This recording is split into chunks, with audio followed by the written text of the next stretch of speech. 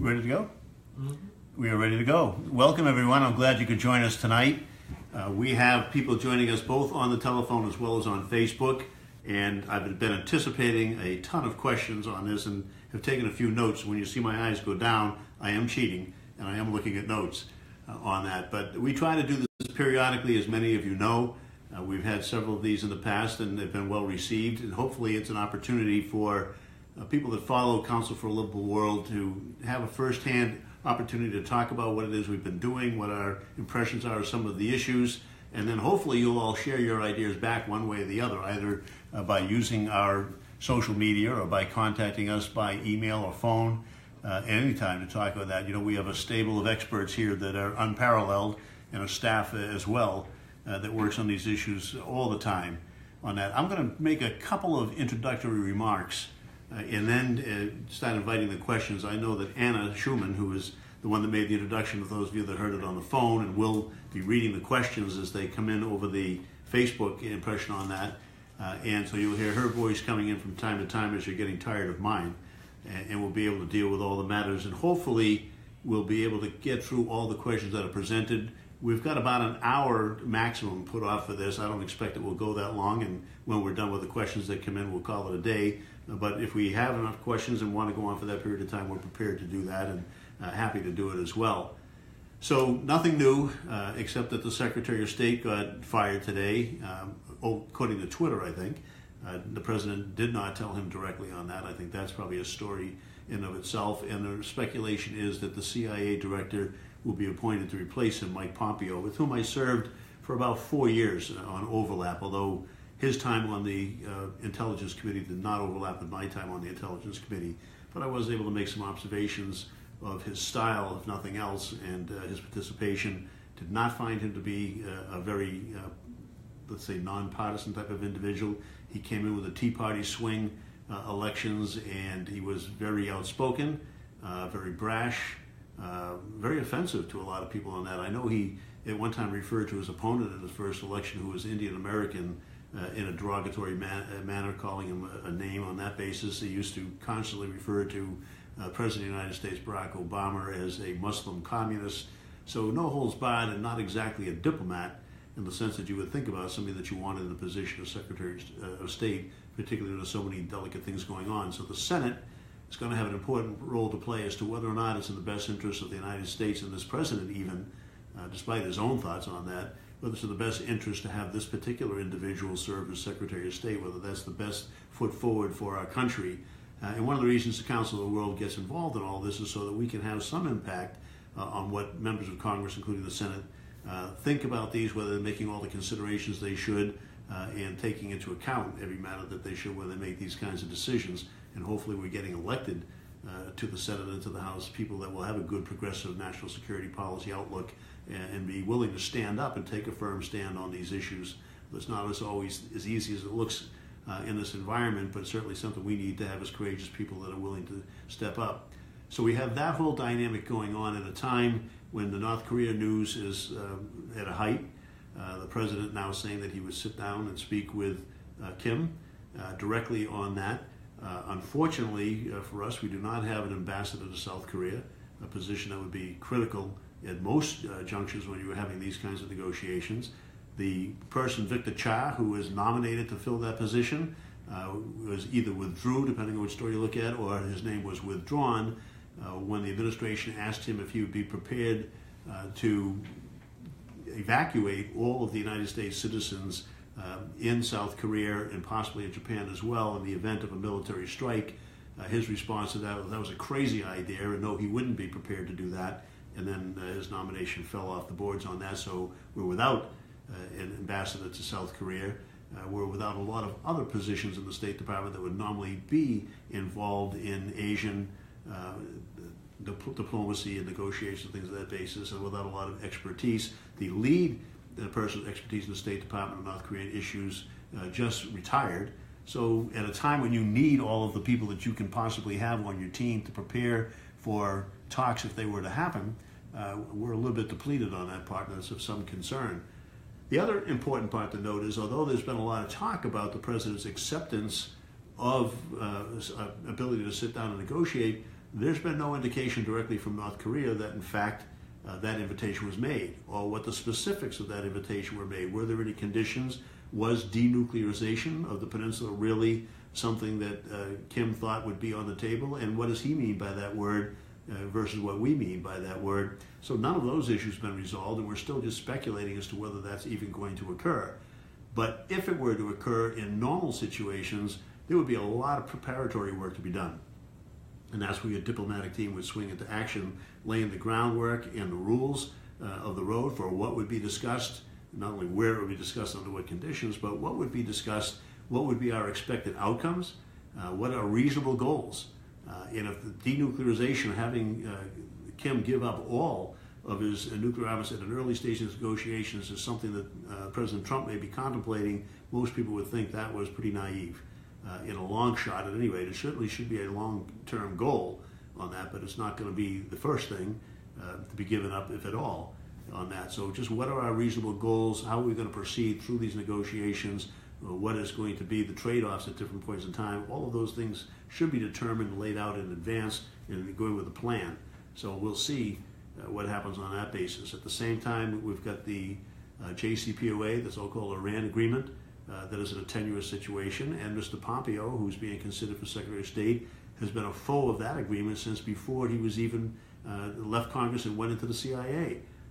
He was one of the people who was trying to undermine that agreement during his negotiation on that. So he's very well credentialed in the terms of he has a lot of degrees from West Point, from Harvard, and places on that basis, but he's not necessarily, in my impression anyway, somebody that worked with him, but one that takes an intelligent view on all these issues all the time. He takes a more politicized view, more ideological view, but not one that's always grounded in data or fact, other than the ones that he makes up, which may make him a perfect fit for where he's proposed to go, but it doesn't necessarily mean it bodes well for us as a nation and for our conversation in terms of non-proliferation and disarmament on that.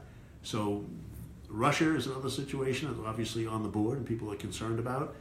As we should be, but all of these dynamics are going on at one time, going back to a point that I don't think can be hammered often enough. We don't have a diplomatic team in place of the degree that we should, and that's an important thing. The way the State Department has been cut, the lack of concentration on diplomacy in favor of a military or bombastic approach are all matters of concern, and I know that some of the questions that come in may touch on some of these points, so I won't talk on there. But let me just say that this is a time, this is an election year. This is the time we have to focus on trying to make sure that at least the Senate or the House, if not both, are in the hands of people that have a more progressive national security outlook, people that will take a view of all of these things and think that our first answer to everything does not and should not be a military strike, that they have a place for diplomacy, that they see a place for the United States to lead in the world so that other countries can follow when it comes to reducing our nuclear arsenals, eventually with the goal of eliminating them, but certainly now finding ways to ensure that they will be safer where they are, less used, decreased in number, and certainly not be looking toward the creation of new kinds of nuclear weapons of more power and more powerful delivery systems on that. So when the election year comes up, I know you'll watch our websites and you'll be contacting us for information as to what candidates are on play, which ones are endorsed by the council. You know that they all fill out a questionnaire that asks questions along the line to give us an idea, but then they go through a thorough interview with the board's election committee, and then that committee recommends to the board for whether or not they should be endorsed. So there's a process. It's fairly rigorous, and when we endorse, we're serious about it. We believe it's going to lead the country in a direction of, as I say, a more progressive and realistic national security posture, one that brings us to a safer point and deals in a better way with nuclear weapons than has been done.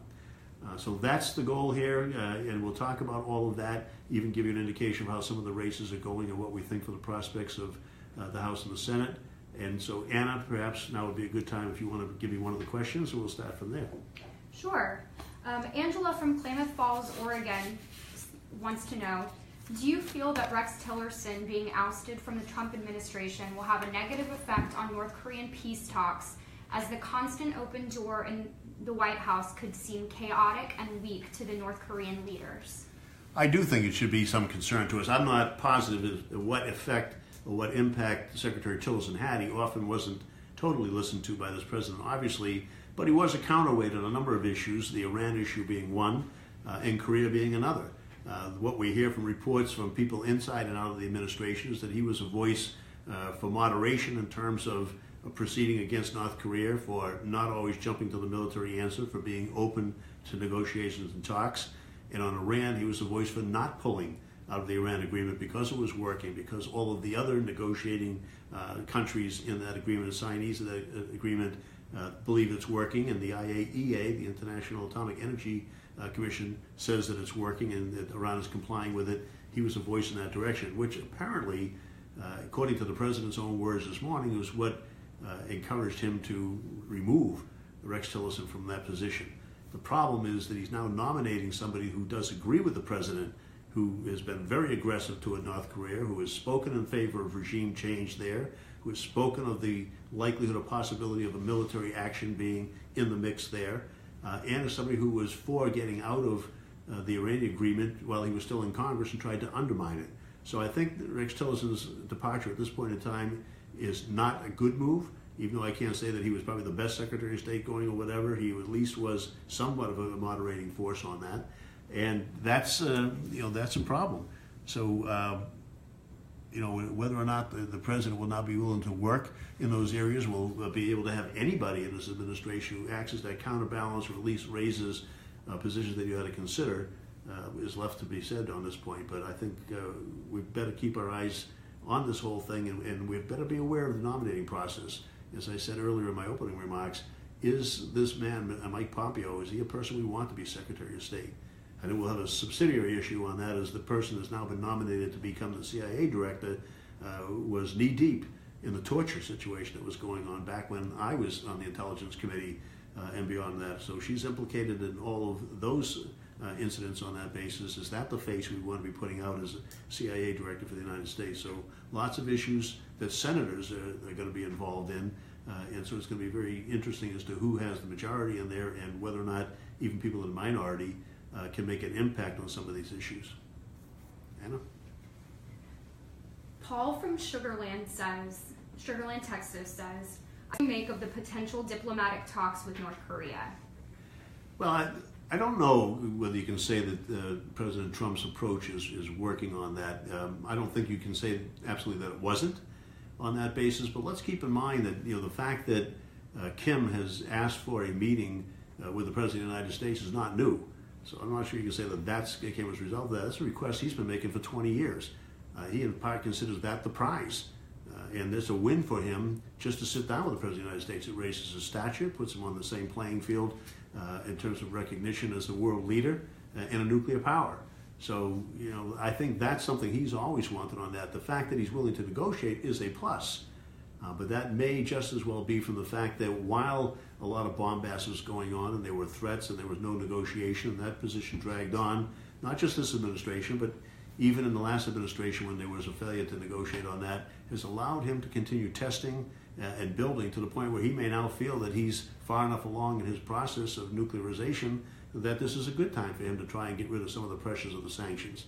I do think the sanctions under Bush and Obama and Trump have had an effect, and I think that the constant ratcheting up of them has had an impact. So that's certainly something that's worked, and that they can all take credit, and Congress can take credit for that.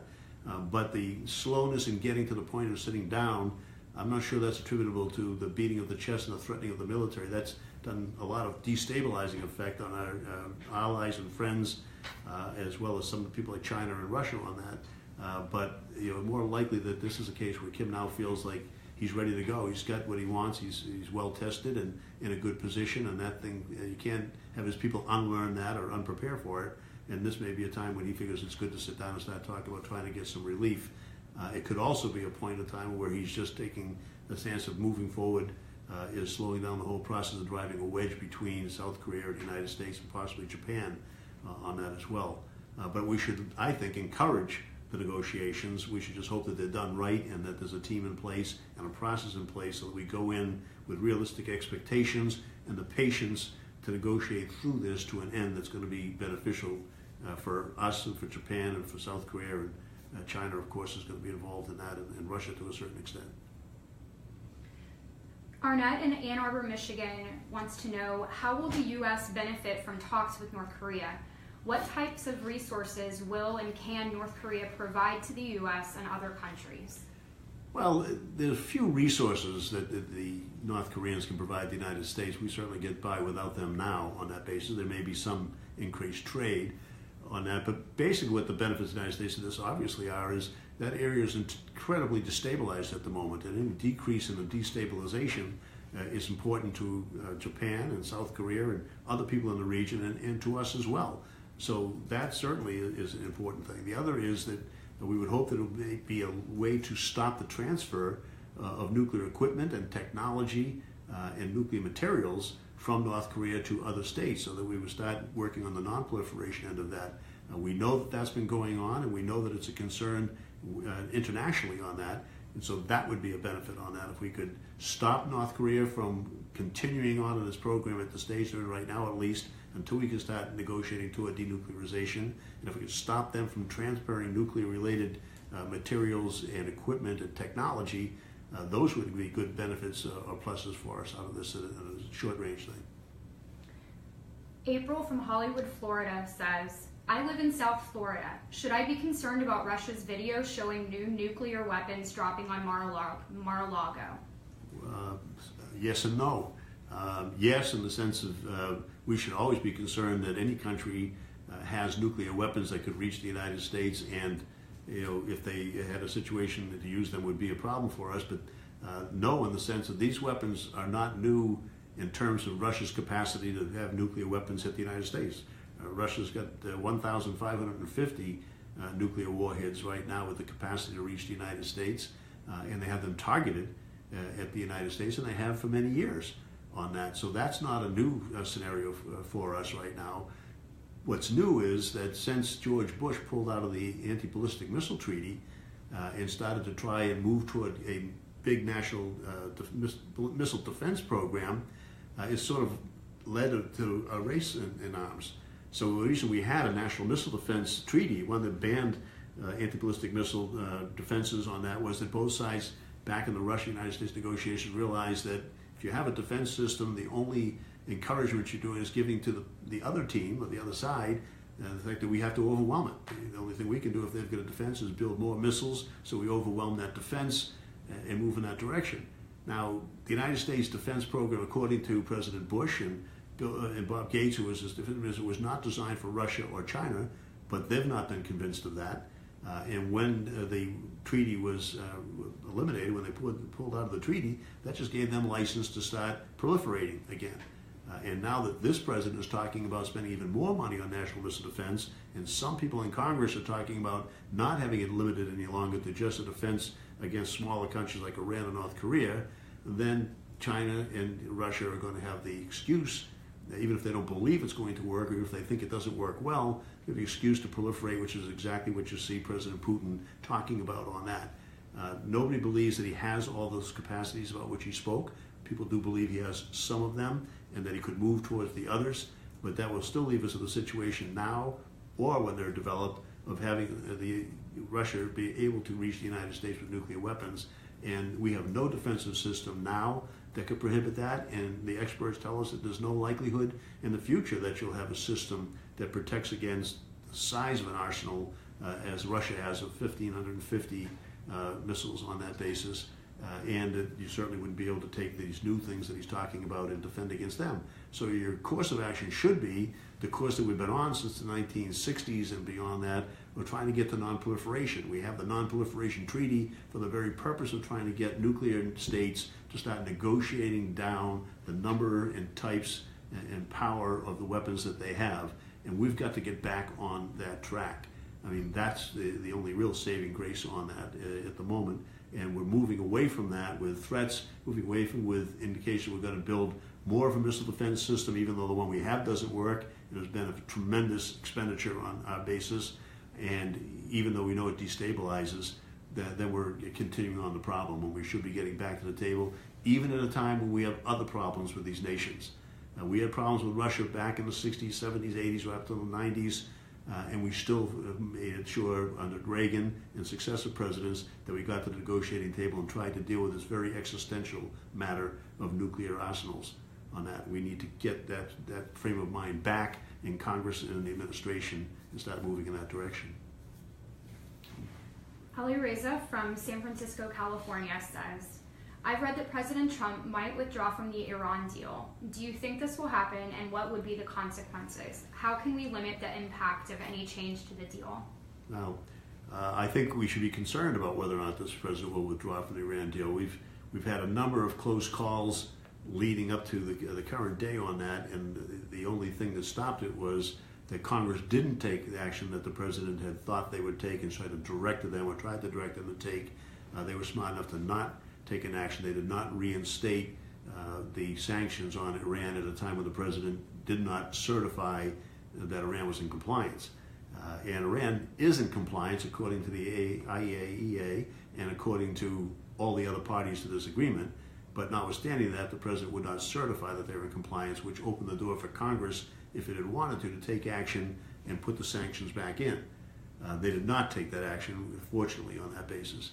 The other provision was with regard to waivers. Every period, the president has to waive the sanctions in order for this deal to stay in effect, and he's done that so far.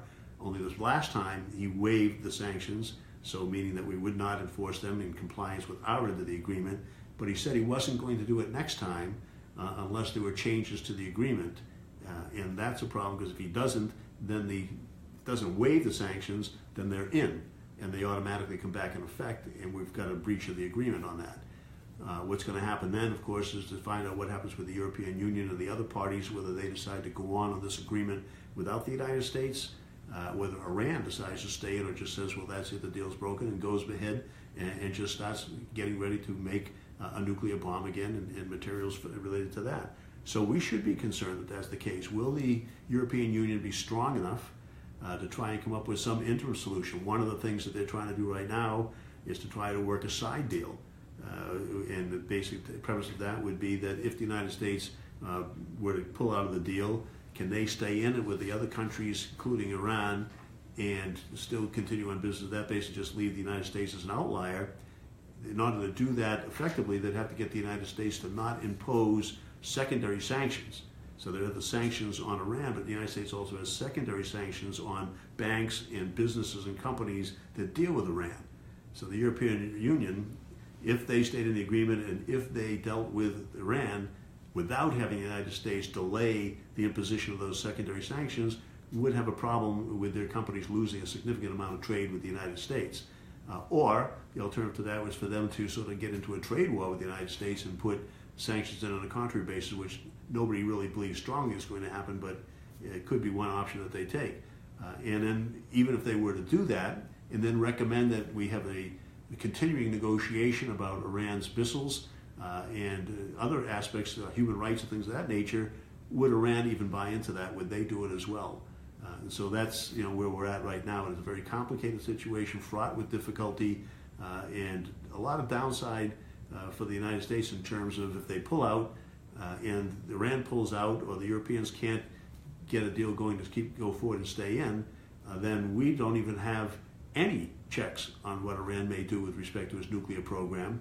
And so I don't know how the president thinks that that's a good thing or how that makes the situation better, but that's pretty much where we would be on that. At the same time, we're trying to negotiate through a situation with North Korea, and which I would believe would, in part at least, be trying to convince North Korea that we could be trusted and that our word can be kept, which is already a track record that was some difficulty, and certainly would be a point of interest that North Korea would have to recognize. And why would they trust any assurances we gave them during negotiations if, in fact, we had reached an agreement with Iran and then violated it? James from Denver, Colorado says, all of this talk of a second Cold War with Russia makes me feel helpless. What can I, as an ordinary citizen, do to help lessen the chances of nuclear war?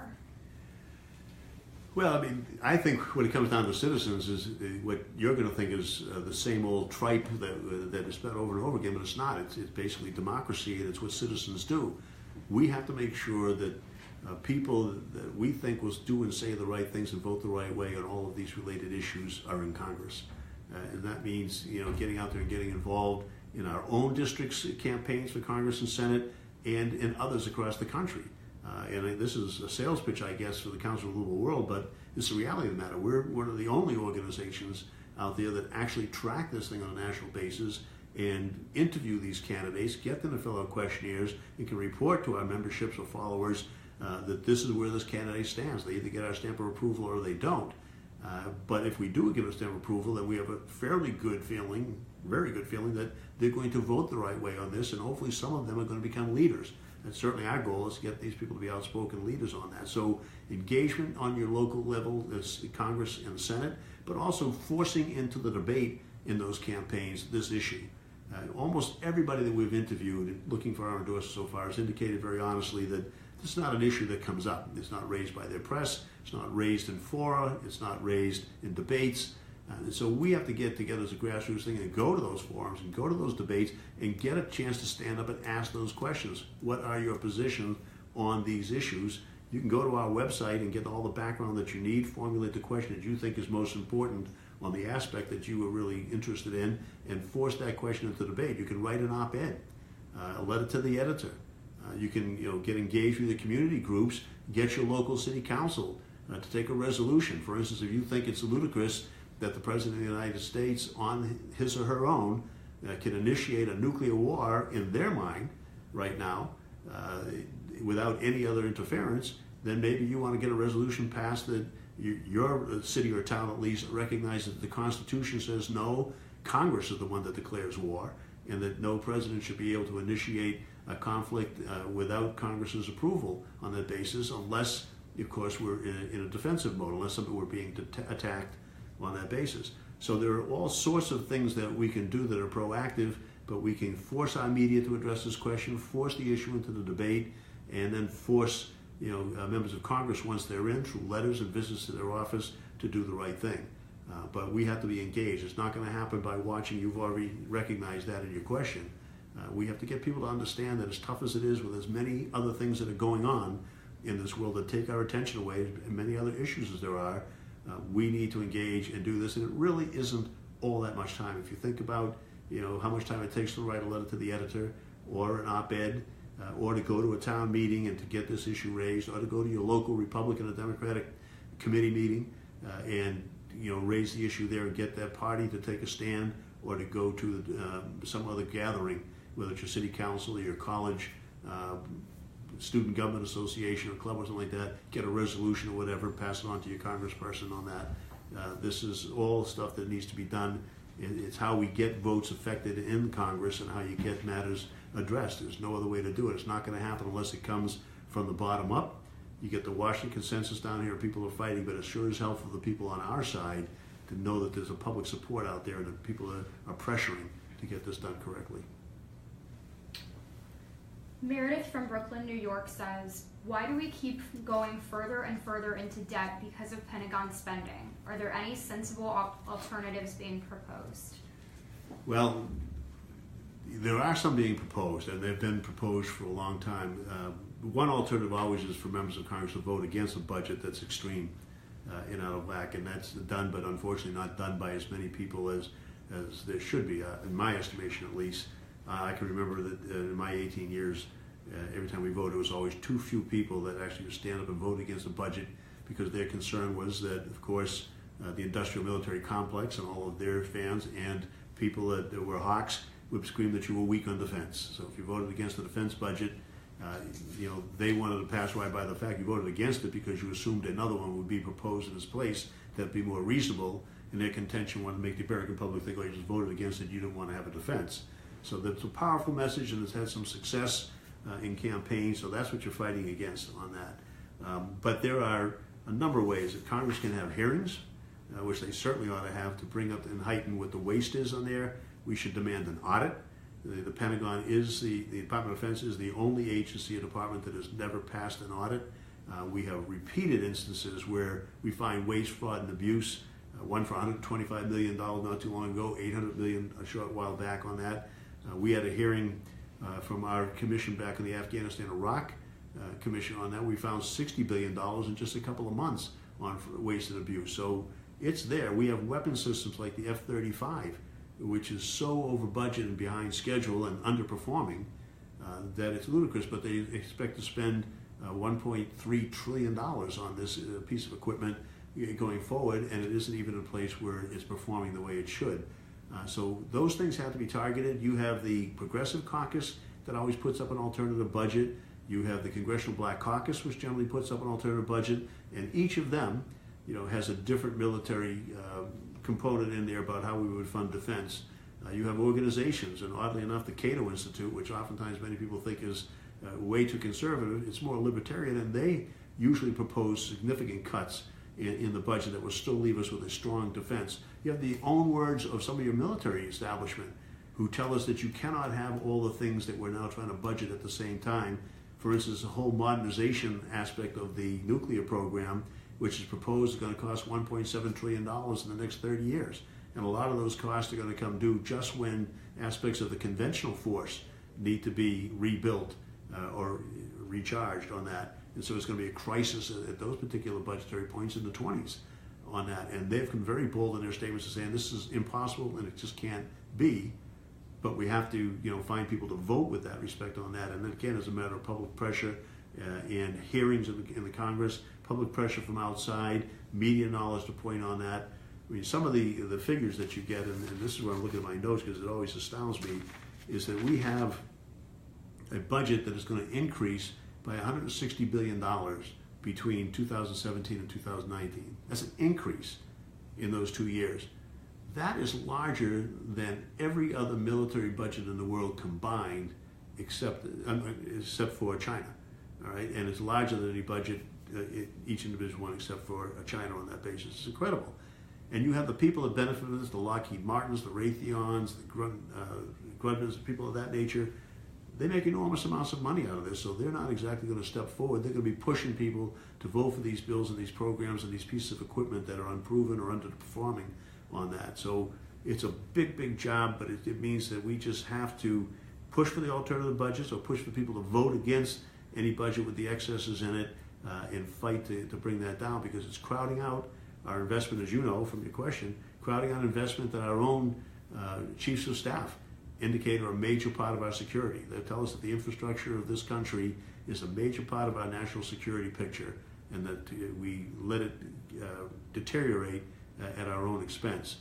So yeah, there are alternative budgets out there. One plan is to vote against it. The other is to vote, if you want, for one of the alternatives that are there. But it's going to take constant agitation, a raising of the public voice, members of Congress willing to have hearings, meaning that you'll have to have a majority that is willing to do that and point this out, and people that are willing to be leaders to stand up in Congress as well as in the public and call out this spending for what it is. A $715 billion national security budget, when you count in all the money that's also spent on for the Department of Energy and others on nuclear energy and nuclear power, that's huge. And it's huge. It's bigger than it's ever been, except when we've been in war. And we're not currently at war. And so we should take that into account, and people should be able to take a look at that and say there's plenty in here that can be reduced, and make us stronger, because it won't be wasteful than what we're doing right now. But it's a continuing effort, and the hope on that is always tough. You can't decide it's going to happen. It's a project. We need to get the right people in place and have them speak out and keep agitating on this. We have in the past reduced this military budget, and so we know it can be done, but it took a lot of effort, and it took a period of time, and it took repeated concentration on it from the public as well as members of Congress to try to get it right-sized again. Jen from Silver Spring, Maryland says, given your congressional experience, what do you think is the best way Congress can push back against President Trump's national security agenda? Well, we just talked about a little of it. I mean, just looking at that national security budget and take budget is one way, to take the correct vote on that or throw up an alternative. But hearings are a powerful tool. If you have a majority that's willing, of either party, to take on an issue and have public hearings on that and get the public attention, that they can be a powerful tool pushing back on any administration in indicating that the public's just not with somebody and that the sentiment is against what they're doing. And that means, have the hearings. It means also going to the press and educating them. It means getting the public to be outspoken and to be active on that. all of those things come into play, and Congress has to have the information, first of all. One of the problems is that if you're not on a committee in Congress, a lot of times they don't spend the attention they would on this issue, thinking that others are dealing with it. It's just a wide array of issues that every member has to be involved with, and they have limited staff that they usually focus on their committee assignments, and the subjects come up under them. So groups like the Council for a Livable World and the Center for Arms Control and Nonproliferation are the ones who have the responsibility to go in and educate members. And that's why we're always asking, A, we want you to send a check to support your candidate that you think is going to move us in that direction, but B, we need to get your support as well, because our time is spent, educating people. We research, we analyze, we educate, and we lobby. So we have the people that go up and do it. We can contact all the congressional races that are going on, Senate and House, and we prepare to give them information to educate them on these issues, most of whom haven't even thought about these issues. They're talking a lot of domestic policy, whatever it means to get elected or answer the questions of the constituency, but we try to inject these issues in the race and get their positions on them and make them answer to it and then educate them on it. And then when they're in Congress, we go back and we lobby them there. It's one of the things that we do. We let them know that if you're going to take the wrong vote, we have a huge membership. And we're going to try to motivate them to get in touch with you and get them to know that you either took the right or the wrong vote, so the next election you'll be held accountable. But support for all of those things, something that people can do and have it be useful on that basis. So we're always, moving in that direction and trying to educate. Members of Congress need this information. Their staffs need this information, and they've been incredibly grateful. You'd be surprised that when we spend the time with staffs and members on that, it's not uncommon at all that they then come back to us and sort of use us as a secondary staff. Something's happened, particularly with the Trump administration, things happen quickly. And when they do, if their staff isn't focused on this issue, they know they can call us up and say, we need talking points, we need research, we need this, and we need it done in an incredible, reliable fashion that's true and can be trusted, and we know isn't just political, it isn't just coming as an ideological basis on that. And so we provide that, and we've got people, and we've had people put motions on the floor, vote against or speak against nominations, ask questions at hearings, all based on the work that we've been able to do with them in terms of heightening their awareness and knowledge on these issues. Sarah from Lafayette, Colorado wants to know, what are the most compelling arguments, especially for GOP offices, for members of Congress to support the Murphy or Khanna bills to bar the administration from starting a war of choice with North Korea? Well, first, those are good examples of those members that you talk about, are good examples of people that work with us frequently on that and then take a leadership role on an issue. So this whole idea of the drumbeat of going into North Korea militarily without, first trying to have a negotiated settlement and diplomacy go into effect was taken head on by these two members when they filed a bill that just basically would say that the president cannot start a conflict in North Korea without provocation on that, without the vote of Congress. The strongest arguments we have for it is that's what the Constitution says. No matter who's in power as an executive, they always try to stretch that out and try to make the case where they're the executive and they're the head of our armed forces, so they can do things like that.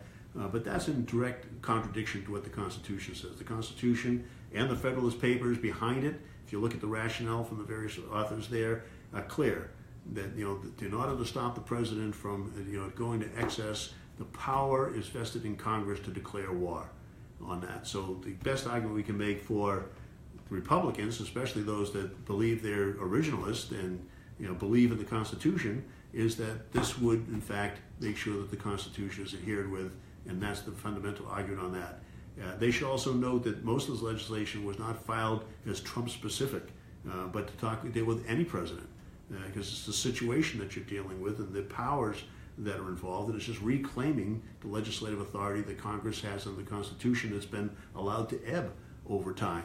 So I think that's the strongest argument that we have.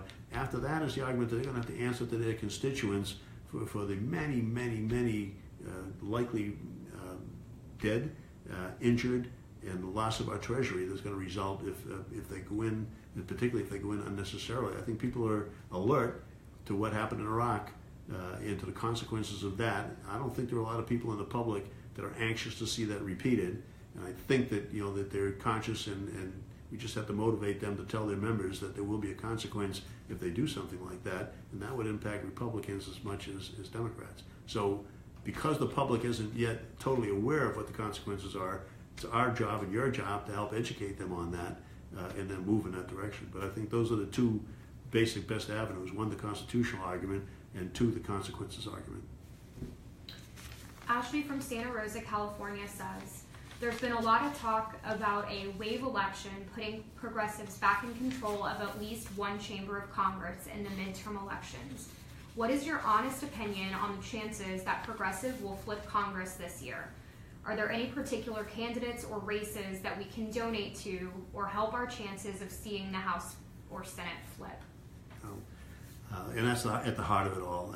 I do have to say that, you know, the Council for Livable World was formed in 1962 by Leo Szilard. He was a physicist from Budapest and lived in Germany for a while, left Germany before Hitler got in power, but seeing the likelihood of what a Hitler regime meant, and was the one, in fact, that went to Einstein to help him write a letter to FDR. That was the initiative for the Manhattan Project, because they told FDR, if we don't have a bomb, certainly Germany is working toward that end.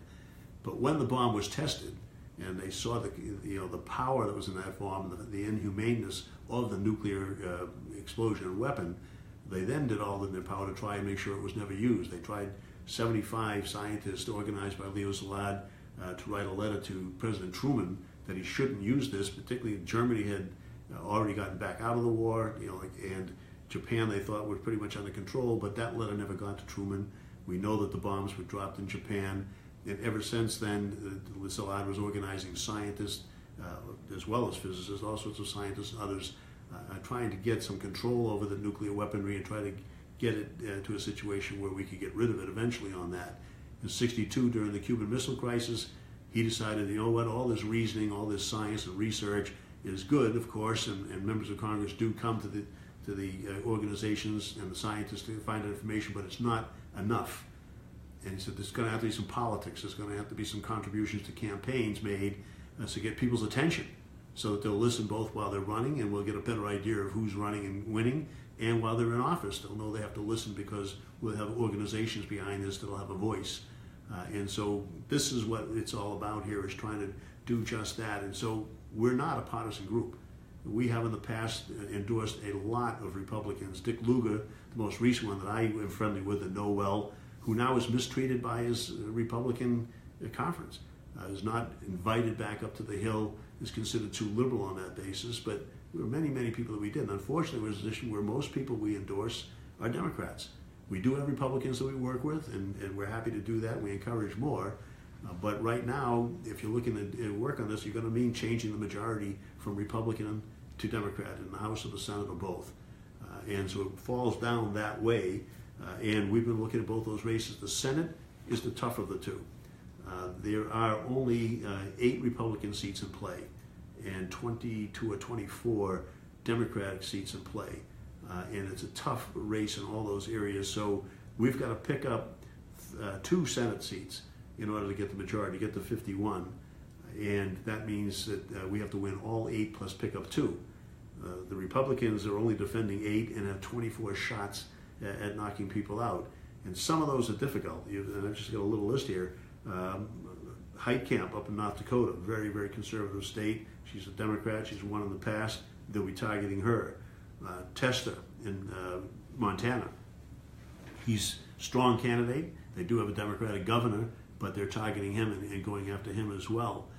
Tammy Baldwin in Wisconsin, very good on our issues and a strong leader on that basis, but they have targeted her, and they have already spent $6.5 million on that race. The Koch brothers and others going in on that. So we would expect that she would win, and we hope that she's going to win, but it's not going to be easy. And as I say, they're already out to get her. Claire McCaskill in Missouri, and Manchin in West Virginia. Those are all seats that they're really targeting, spending a lot of money on, and so people are going to be concerned about that. There are also people, the ones that I just listed, with the exception of Baldwin and Tester, who we endorse and we work with. Heitkamp and McCaskill and Manchin do not look for our endorsement because of the type of thing that in their races would be used against them on that. So there's only a limited amount that we can do, but we are helping Baldwin, we are helping Tester and making an impact out there.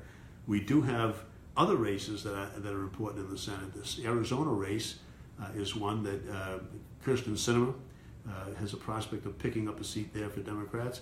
You have Jackie Rosen in Nevada. She is favored in that race, although not expected to run away with it, but that's a race that could be it.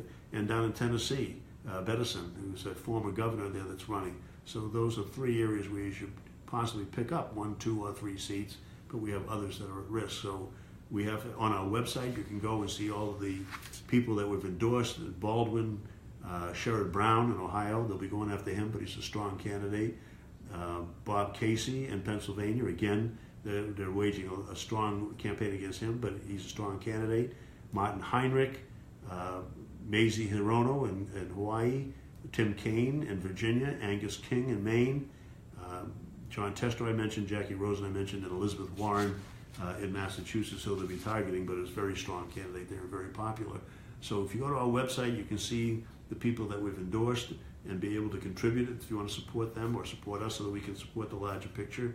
The House is a better scenario. It's by no means a slam dunk. And a lot of people are talking very aggressively about how the Democrats are going to take back the House. I think we hope so, because it really would be a much better prospect for the kind of national security posture that we want to promote. But it's going to be a tough race as well. But there are a lot of places where Donald Trump won, and those are, but closely, and those are at risk. Then there are at least 16 congressional seats where Hillary Clinton won, and we have a prospect, but the Republican member also won. So we have a prospect of picking those up. And so they're targeted on that. If you go to our website, you can see the people that we're endorsing in House races. We continue, as the campaign evolves, to interview people. As more people look for our endorsement, or we find prospects where people should be endorsed. The primaries are a problem. A lot of times we'll have a number of candidates in the same primary who all have strong positions on our issues, who are all looking like viable candidates, who are all raising significant amounts of money, getting endorsements from various people, so that it may not be appropriate at that time to endorse in a primary. There are some primary situations where we have reasons to feel that strongly about a particular candidate being one that should be backed. But if you go on our website, as I said, you'll see the number of races that we've endorsed on. Ann Kirkpatrick in Arizona, for instance, Andy Custer up in New Hampshire, Joe Neguse in Colorado, Ambassador Nancy Soderberg down in Florida.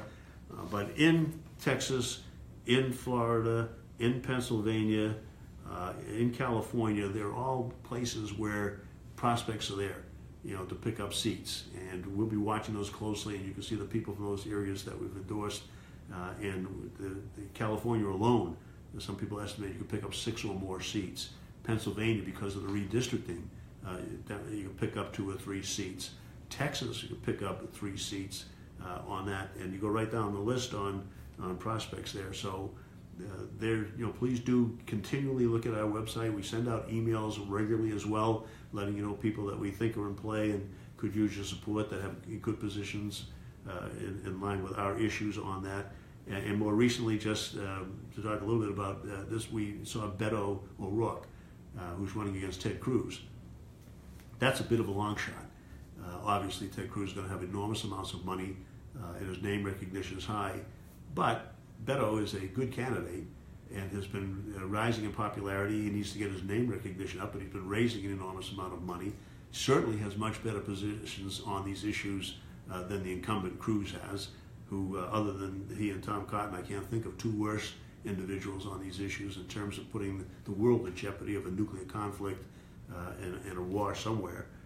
Both of them are very aggressive on that front and beat their chest. I think both of them are about this deep in terms of knowledge on the subject and the kind of expertise that should be within their grasp. It seems to elude it. So that Beto race, we haven't made an endorsement on that yet. We have interviewed him. We've seen his questionnaire. It's impressive. His answers to the question were good, but his interview, I think, was even more impressive on that basis.